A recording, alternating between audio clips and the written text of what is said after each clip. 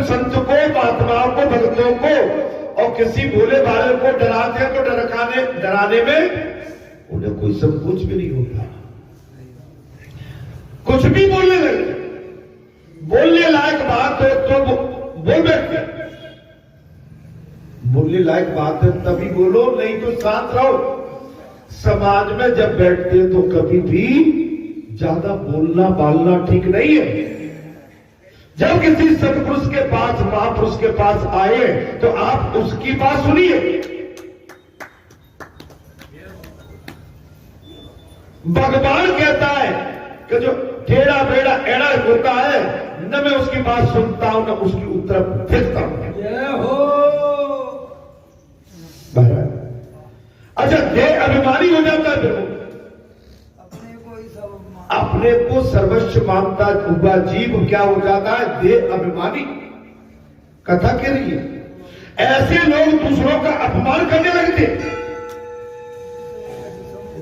अब समझो कथा कह रही है ऐसे लोग दूसरों का अपमान करते। बुरा मत मानना, किसी संत के पास, महापुरुष के पास, गुरु के पास, देव स्थान पर अगर हम आते हैं तो वहां पर संसारी वृत्ति मान के और संसारी भाव लेके बताओ, वहां पर तो देव स्थान से हमें क्या प्राप्त हो सकता है? अच्छा, संत से हमको क्या आशीर्वाद मिल सकता है हमारे कल्याण के लिए? या संत से हमें क्या प्रेरणा मिल सकती है, क्या सीख मिल सकती है? आप सीख देने नहीं, सीख लेने आते।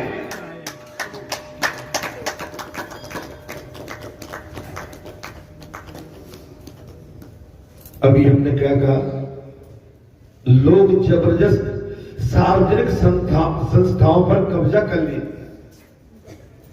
आप समझ, सास की संपत्ति पे अपना घूंटा ठोक देते हैं, बोले जहां तो हमारे चौपे बनते आए थे वो तो हमारा अधिकार हो गया। बोले जहां तो हमने अपना गोबर डालना शुरू कर दिया था, कंडे का बिटोरा लगा दिया था, हमारा हो गया। भैया जी कहां की परंपरा है मेरे भाई? पट्टा है, लिखा पढ़ी है नहीं है? क्या लिखा पढ़ी? पुजारी जी कोई रजिस्ट्री है क्या? कोई पेपर है क्या जगह की? अरे भाई आप तो सब पढ़े लिखे हो, मैं थोड़ी बोलूं। इनको क्या बोलते हैं महाराज? क्या बोलते हैं? भेद का राक्षस। पराये धन को भी अपने कब्जे में कर लेना। ऐसे लोग दूसरों का अपमान करने लगे, दूसरों को सताते भी है। आपकी जब बंजर भूमि कितनी थी, आपके बरेठा क्षेत्र में गौचर कितने थे? तो गौचर दिखते हैं?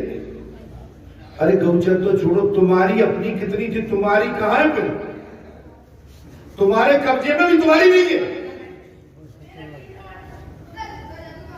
और सीख ज्यादा नहीं आते हो। ऐसे देव व्यास को बलभद्र ने मारा है, और ऐसे को कौन? भगवान नहीं मारते, इनके लिए तो दाऊ होते। भगवान की आदि दैविक शक्ति से ही देह व्यास का नाश होता। भगवान की भक्ति से अगर आप भगवान में जुड़ जाएंगे तो हमारे अंदर जो अविद्या बैठी है, जो लोभ बैठा है, जो क्रोध कलेश दम्भ बैठा है, ये धीरे धीरे इसका विनाश हो जाएगा। अब आती है काली नाग का दहन की बात। प्रभु ने काली नाग का उद्धार करने का विचार भी कर लिया है। प्रसंग आ गया। भगवान श्री कृष्ण ने कालिया नाग का वध करने का विचार कर लिया। प्रभु ने कालिया नाग का उद्धार करने का विचार किया है। सभी बालकों के साथ उस जलाशय के किनारे गेंद खेलने के लिए जिसमें कालिया नाग रहता था पहुंच गए। अंतर्यामी भगवान हमारी सबकी जानते हैं, हमारी सबकी किताब है। हमारे मन में क्या चल रहा है, और अभी तक हमारी जितनी उम्र हो गई है, हम पूरी उम्र में क्या क्या करके यहां तक पहुंचे हैं, भगवान के पास पूरा लेखा जोखा आज भी है और आगे भी रहेगा। पहले तो भगवान ने हम पर बहुत बड़ी दया करी है कि मानव स्वरूप और मानव योनि दी है। जी भगवान ने बहुत बड़ी दया की है महाराज। हम अपने सफर को चलते चलते चलते चलते यहां तक आ पहुंचे महाराज। भगवान श्री कृष्ण ने सोचा कि जमुना के अंदर कालिया नाग रहता है और इसने पूरे पानी को दूषित कर दिया है, जहरीला कर दिया। बालकों को साथ लेकर वो जमुना के किनारे पहुंचे हैं और गेंद खेलने लगे जिसमें काली नाग रहता था। खेल खेल में गेंद उस जलाशय में जा गिरी। खेल खेल में टोल गेंद में एक बहानो और कालिया नाथ है नाथन जा महाराज। अच्छा जागे बाल मित्रों ने कहा लाला इसमें नाग रहता है। भगवान कन्हैया के साथ जो बालक खेल रहे थे उनने कहा लाला इसमें काला नाग रहता है, सो कोई भी उसका पानी नहीं पीता। क्यों? बोले जहरीला हो गया पानी, अर्थात भगवान जलाशय में कूद पड़े महाराज। जब बाल मित्रों ने ये बात कही तो गेंद का टोल दिया भगवान ने अपनी लीला के माध्यम से और गेंद उसी जलाशय में गिरी है और भगवान उस गेंद के बहाने को जलाशय में कूद गए। काली नाग महाराज, कालिया नाग उन्हें डसने लगा।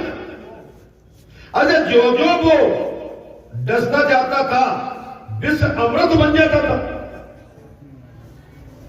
मैंने कालिया नाग जहां जहां भगवान को डसता था वो अमृत हो जाता।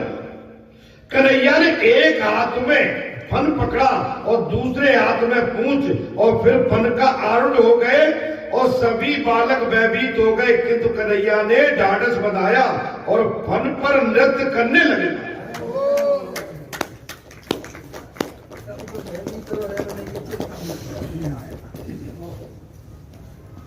जब कन्हैया को डसना शुरू किया काली नाग ने, सारा बाल गोपाल सारा मित्र मंडली डर रहा है, लेकिन भगवान तो लीला थी, वो भगवान के लिए इस तरह का जो राक्षस वृत्ति का उसका कालिया नाग का जो कृत्य था उनके लिए तो एक खिलौना था। उन्होंने अपने मित्र मंडल से कहा, बोले आप चिंता मत करिए, भयभीत मत हो। महाराज ढाढ़स बंधाया, फन पर नृत्य करने लगे। कन्हैया अपना वजन बढ़ाते जाते हैं। कन्हैया ने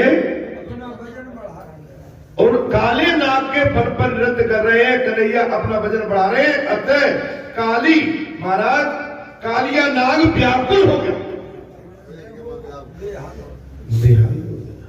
व्याकुल हो गया।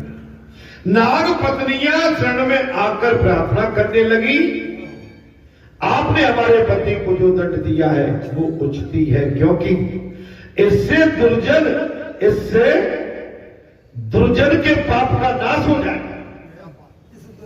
इस दुर्जन के पाप का आपने जो किया है नाग ने किया है।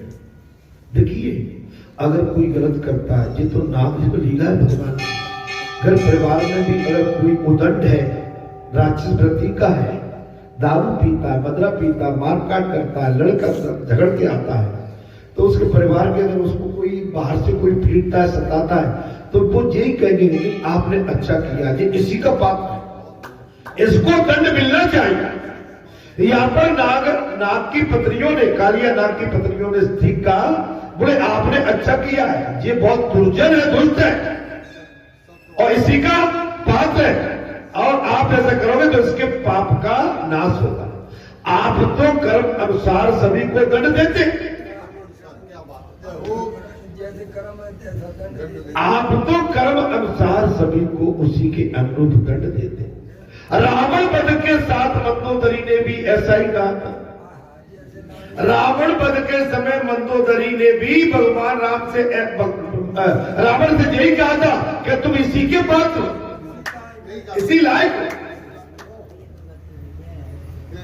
आप समझिए, गलत काम करने वाले का कभी कोई साथ नहीं देगा, सहयोग नहीं करेगा, कोई भी, चाहे उसकी स्वयं धर्म पत्नी क्यों नहीं हो या वो स्वयं का बेटा बेटी क्यों नहीं हो, कोई भी हो, गलत काम करने वाले का साथ कभी कोई नहीं देगा। एक न एक दिन गलत काम करने वाले की पराजय एवं उसका वध होता है, रावण की तरह, कालिया नाग की तरह, धनकासुर की तरह। महाराज, रावण वध के समय मंदोदरी ने भी ऐसा ही कहा था।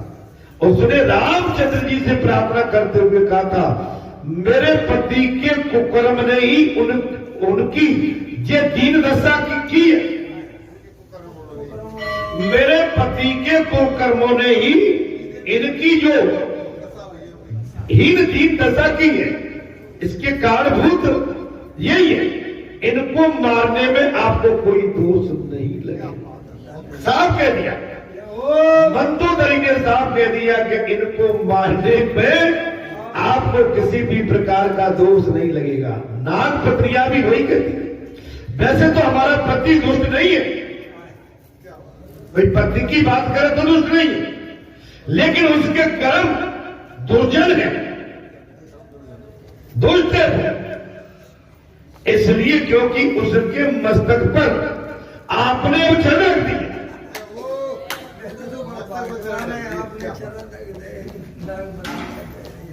आपने, मेरा पति तो बहुत भाग्यशाली है कि आपने मेरे पति के सर पर चढ़ रख दी।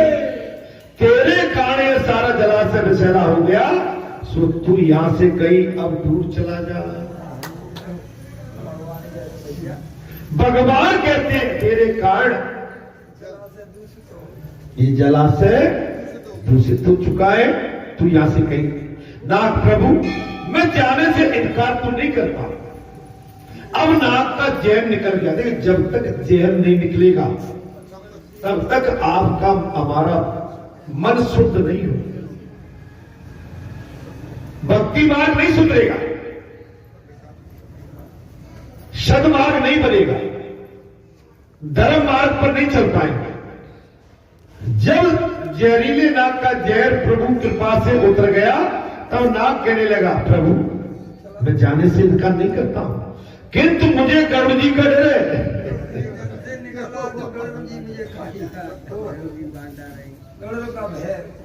मुझे आपके वाहन का वे महाराज सताएंगे। कालिया नाग गरुड़ जी के भय के कारण पानी में छुपा हुआ था। जय हो। कालिया नाग गरुड़ जी के भय के कारण उस जमुना के जल में छुपा हुआ था। कालिया नाग का फन तो मर्यादित था। कथा में प्रसन्न आ गया। कालिया नाग का फन तो मर्यादित था। हमारे तो हजारों, हमारे संकल्प विकल्प फनी है। हमारा संकल्प एवं विकल्प भी फन है। भगवान से प्रार्थना करो, मेरे मन के कालिया नाग का दमन, हमारे मन के अंदर जो विषैले नाग बैठे उनका दमन करो। और ये हर मनुष्य के अंदर बैठा हुआ है कालिया नाग, जहरीला बना है। वो तो वास्तव में नाग था। हम तो मानव देह धरने के पश्चात भी विषैले नाग बन के इस संसार में विचरण करते हैं। मन में हिंसा रखते हैं, द्वेष, प्रतिद्वंदता, अपने आप को बड़ा करने की कोशिश करते हैं, सामने वाले को छोटा। देखो मैंने कहा ना, इसलिए माने कि अहम दंभ, अभिमान, यही तो कालिया नाग, यही तो जहरीला नाग। हमारे मन में ये नहीं होना, शांति, शांतुकता, सन्मार्ग, नेक मार्ग, नीति का मार्ग, त्याग, वैराग, सबको शांति दे। महाराज वही तो सच्चा भगवान का सेवक है, जो सबको अशांत करे।